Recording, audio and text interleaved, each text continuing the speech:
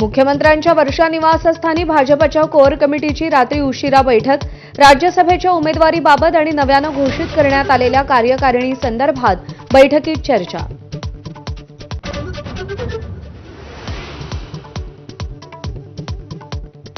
शरद पवारांना आज पुण्यातील रुबी रुग्णालयातून डिस्चार्ज मिळण्याची शक्यता।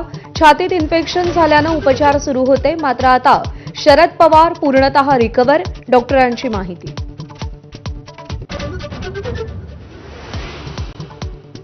बहुजन कल्याण विभागाचा अजब कारभार, करोडो रुपये लुटणाऱ्या शाळांवर कारवाईचे सचिवांचे लेखी आदेश।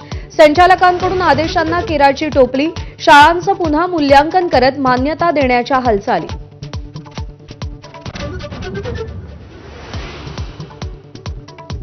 मुंबई महापालिकेचा अर्थसंकल्प आज सादर होणार। पालिका आयुक्त भूषण गगराणी अर्थसंकल्प सादर करणार।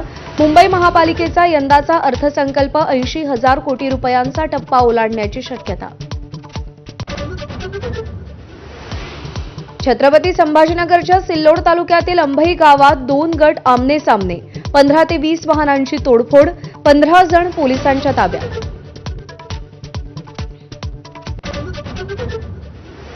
राष्ट्रपती द्रौपदी मुर्मूंच्या महाराष्ट्र दौऱ्याचा आजचा दुसरा दिवस। बुलढाणा आणि नागपुरात विविध कार्यक्रमांना उपस्थित राहणार।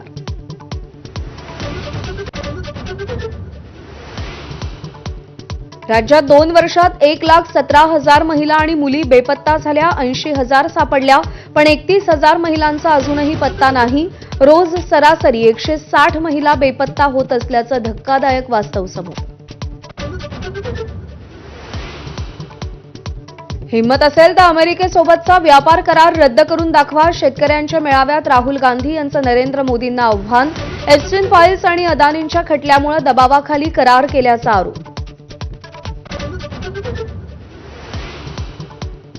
पंतप्रधान नरेंद्र मोदी आज आणि उद्या इस्रायल दौऱ्यावर। मध्यपूर्वेत युद्धाचे ढग दाटलेले असताना मोदींचा इस्रायल दौरा।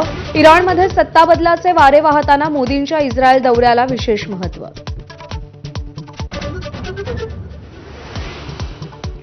शंकराचार्य स्वामी अवेमुक्तेश्वरानंदांनी दाखल केला अलाहाबाद हायकोर्टात अटकपूर्व जामिनासाठी अर्ज। चौकशीसाठी तयार असल्याची ग्वाही दिली। योगी सरकार अहंकारी झाल्याची अखिलेश यादवांची टीका। काँग्रेस आज निदर्शनं करणार।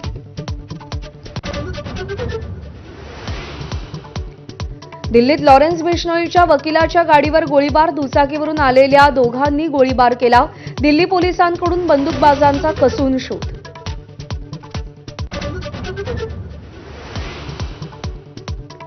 दंडात्मक नाही पण मतदानाची सक्ती केली पाहिजे, सुप्रीम कोर्टाचं सूतोवाच। मतदानाच्या सक्तीमुळे लायक लोक निवडणुकीत उतरतील, सुप्रीम कोर्टाचं मत।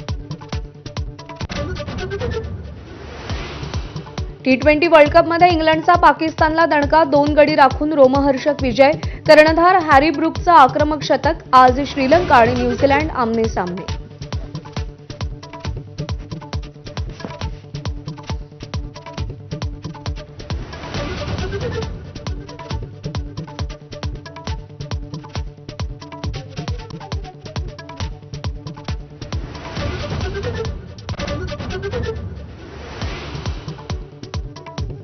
गुड मॉर्निंग महाराष्ट्र, नमस्कार, सुप्रभात। मी प्रज्ञा